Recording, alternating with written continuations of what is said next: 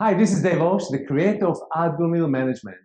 I want to welcome you back to the second unit of this program, Outer Leadership. I congratulate you on being consistent about your self-growth. It is not easy to take a break from all of the digital noise, the work pressures, and home challenges to watch a training video. Most people add it to their New Year's resolutions, but never manage to allocate the time, and that's why they are stuck. But you are different, and you deserve to succeed. I have no doubt that if you put what you are learning into practice, you are going to see a tremendous change in your life. We are in the fourth module, dialogue. This module is the best training I have ever done. I've encapsulated all that I have learned, all of my experiences, and all the mistakes I have made during a 25-year career into this 1 hour training.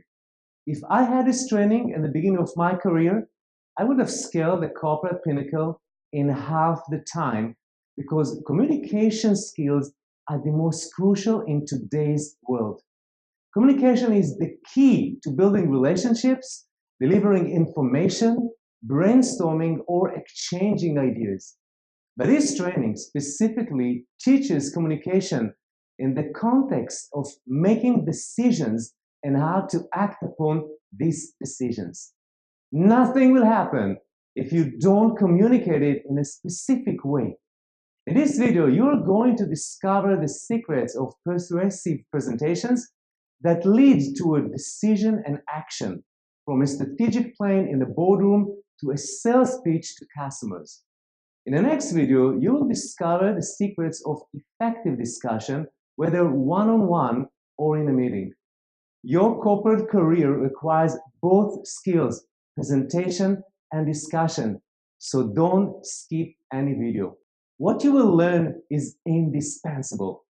What does it mean to have excellent communication skills?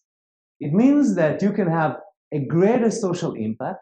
It means that you can influence other people to support you. It means that you can get what you want. This is all great, but in the context of this course, excellent communication means persuading and influencing other people to believe and commit. Your most important role is as an influencer. Every meeting, discussion, or interaction is an influencing opportunity. Every moment is an influencing moment. Your role is to positively influence other people to believe and commit. If they believe but they don't commit, then nothing happens. It is your job to influence people to believe in what you want to believe and then commit to act upon it. In the foundation videos, you learn 3 important dialogue strategies. The first strategy is vulnerability, which is your ability to express your feelings openly without fear of exposing your weaknesses. Vulnerability is the foundation of building trust. The second strategy is confrontation, your ability to challenge proactively and directly other people's beliefs, opinions, decisions, and actions. The third strategy is engagement, your capability to drive participation of all the relevant stakeholders. In this module, you will learn 8 new dialogue strategies. So let's get started with the first strategy, delivery. It is well-known truth that how you say something has more impact than what you say. Most executives spend lots of time preparing content and don't spend time practicing the delivery of that content. Very few people practice their presentations and incorporate oratory instruments in order to amplify the content and engage their audience. If you're preparing a presentation under time constraints, be sure to allocate time to practice your presentation and use the following 4 delivery strategies. The first delivery strategy is energy. Your audience, whether a team of 10 people in a meeting room or 1,000 people in a convention hall can sense your energy level even before you start talking. If your energy level is low, you will lose your audience instantly. They will disengage and get busy with their cell phones. You have to manage both your energy level and the energy level of your audience at the same time. It doesn't matter if you are tired, stressed, or worried. You have to raise your energy level. A power plant doesn't have energy. A power plant generates energy. In the same way, you don't have energy. You generate energy with enthusiasm and passion. When you show passion and enthusiasm for the topic, your audience feels the same, even if it is the quarterly financial report or the customer retention analysis. Think about what excites you about the findings and build up enthusiasm and energy that will engage people. When you see eyes on mobile devices, you know that the energy level is low and you are losing them. The most effective way to engage people is by firing up emotional energy. You cannot fake emotional energy because people will sense immediately that you're unnatural. You must intentionally raise your own energy before you begin speaking. I energize myself before every video shooting or stage presentation. I clap my hands, dance, or do other rituals that fit the situation to raise my energy level before I start speaking in any event, whether in a boardroom or a convention hall. The second delivery strategy is your voice. Roger Love is a well-known voice coach who works with top singers and speakers. He claims that the voice has more impact than your content. It doesn't matter what you say, but how you say it. Unfortunately, corporate executives are not aware of the significance of the voice in regards to influence and persuasion. I would like to share with you a few easy techniques that, with a little practice and awareness, you can use to dramatically increase your influence just by using your voice. The first voice technique is pitch. You need to adjust your pitch level to your message. Well, high-pitched voice gives the impression of stress and anxiety. You can raise your pitch to demonstrate a stressful situation, but presentation delivered in a high pitch usually annoy the audience. So record your presentation, assess your pitch, and deliberately lower your pitch as much as you can without feeling uncomfortable. The second voice technique is pace. Pace affects the meaning of what you are saying. You have to align your pace with the importance of what you are saying. Slow down to emphasize important words and pause. Really pause at every comma and period. That's why there are commas and periods, to stop, breathe, and give people time to absorb what you are saying. If you don't stop, you will lose your audience because they cannot follow you. So slow down and pause for an impact. The third voice technique is volume. Volume is a major tool to emphasize words, phrases, and sentences. The two most common mistakes made by presenters are speaking too softly and not inflecting their volume. As a rule of thumb, it is always better to speak louder and inflect your volume to emphasize sentences or phrases. The fourth voice technique is tonality. Your tone of voice says more than the actual words of what you're saying. Tone of voice is a combination of pitch and volume, and it plays a major role in getting a message across. It is very useful to expressing emotions or opinions. Curt and harsh tone can illustrate anger.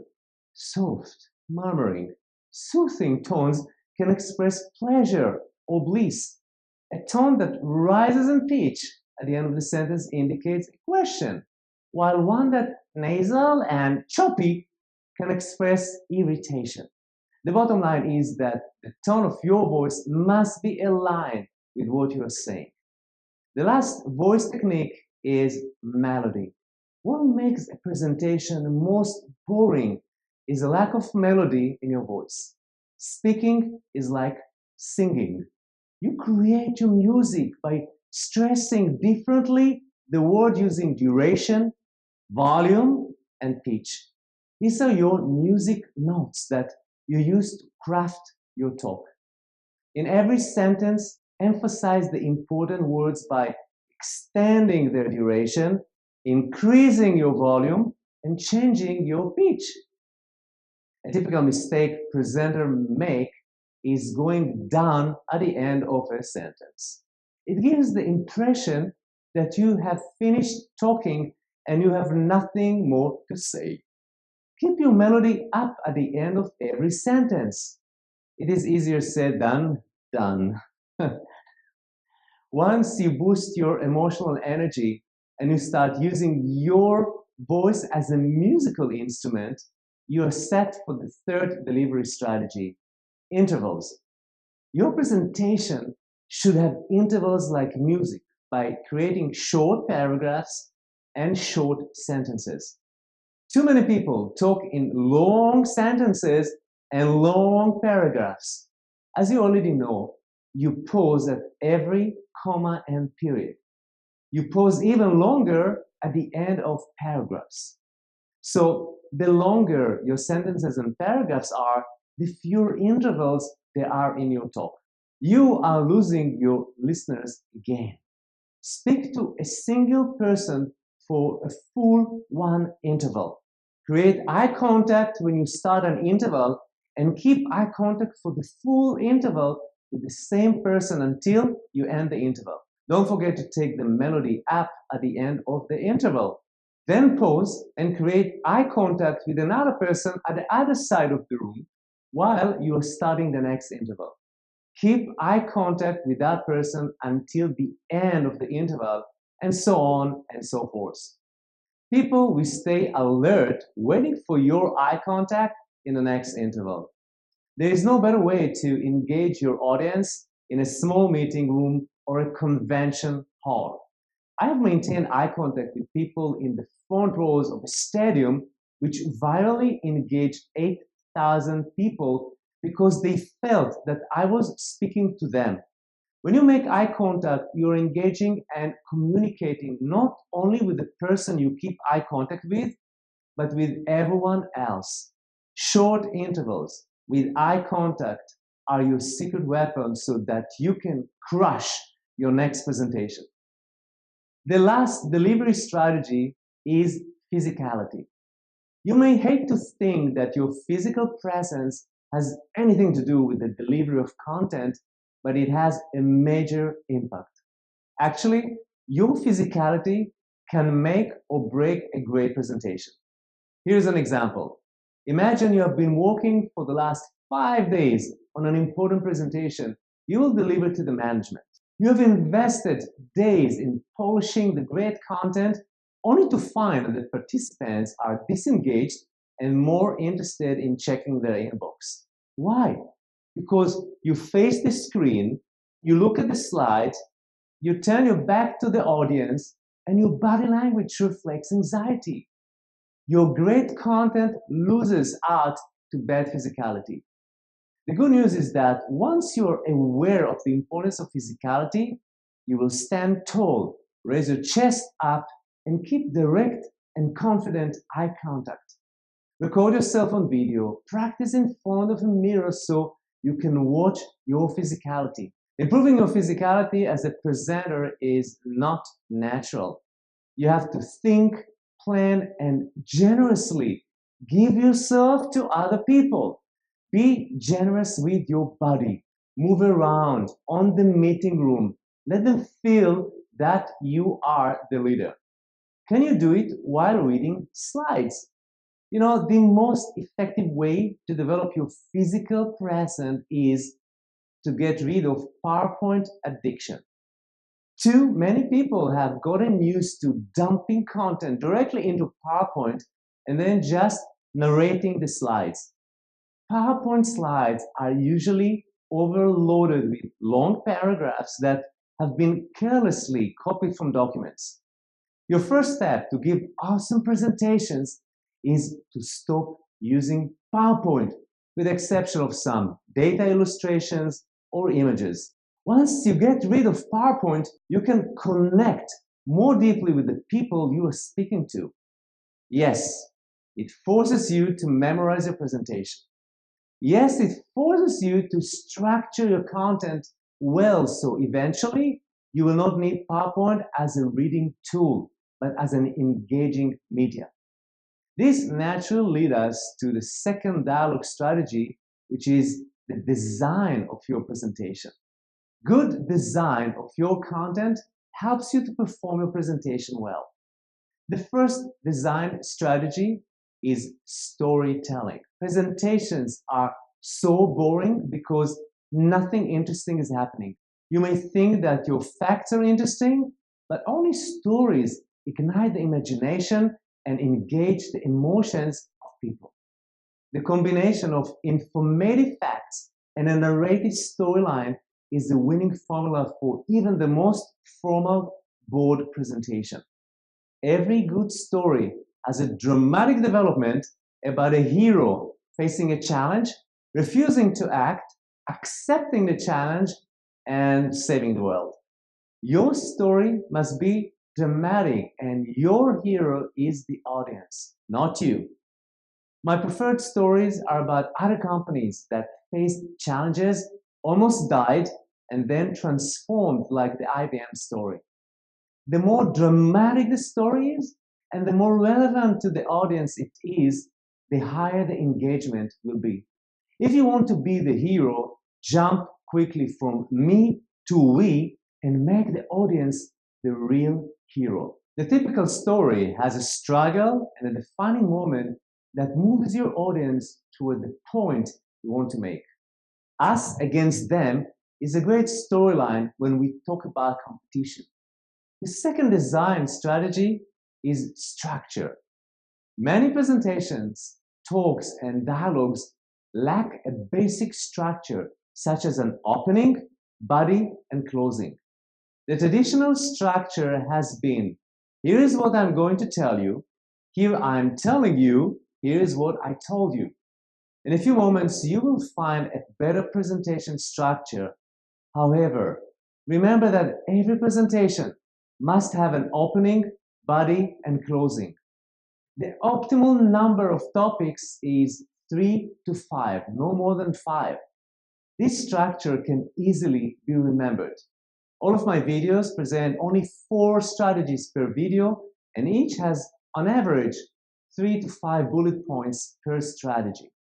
Structure and clear navigation are important for you to remember the flow and for your audience to follow you. The third design strategy is sparkline. A sparkline is a visual way to lay out a presentation. Open your presentation by painting the picture of the challenging present and describe through a story the difficult reality of the audience's current world. Then you introduce what the world could be like, the promising future. This is the call to adventure. The bigger the gap is, the more dramatic the story is because of the imbalance between the present and the future. Once you let them taste the opportunity and the rewards of your proposal, reverse back to the current realities and start building emotional rejection to what currently sucks. Then you can jump back to the contrasting opportunity of the future and alternate between what is now and what could be in the future 3 to 5 times. Close your presentation in a call to action. This is the climax of your presentation. This is the one thing you have worked so hard for. So outlines what the next step is and what your audience must do next. A call to action ensures that the audience wants to stay in the higher plane of the promising future and will be willing to commit to take the actions required to achieve that future. Once you cross the threshold of the call to action, you will never return to the current reality because you want the audience to stay fully committed to the future you have introduced to them. The most effective presentations and speeches in history, from Martin Luther King's I Have a Dream speech to Steve Jobs' iPhone introduction, have followed the same sparkline. Use it to give excellent presentations. The fourth strategy is segmentation. Know your audience before you start your presentation. If this is the first time you have presented to a group of people, get there early in order to find out as much as you can about them and quickly adjust your style, lingo, and motions, and even the stories to what is relevant to their lives. If you talk to a diverse group, segment them into subgroups and use the daily language that speaks the most to various groups. You speak differently to top management than you speak to frontline or junior employees, right? Their realities are different, so don't use the same stories and emotional lures. The third dialogue strategy is persuasion, especially in regards to convincing a group of people to trust, believe, commit, and act. There is not much of a difference between selling a product to a customer and selling your idea to the senior management.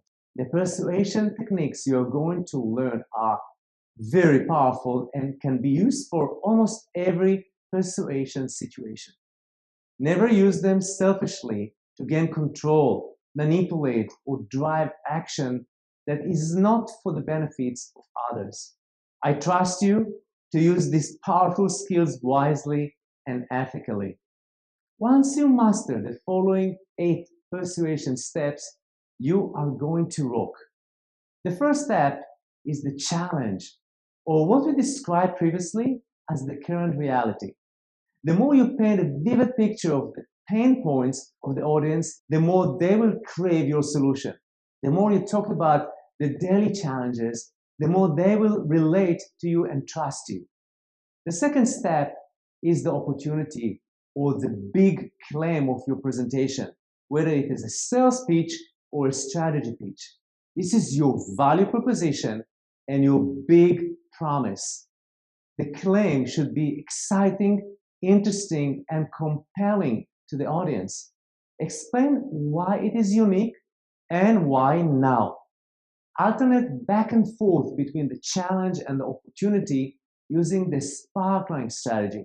In sales presentations, mainly to new prospects, it is worthwhile to start with the promise before explaining the challenge in order to grab their immediate attention. The third step is commonality, which is an effective way to achieve rapport. Show them that you understand their world so that they can relate to you. Struggles and challenges bring people together.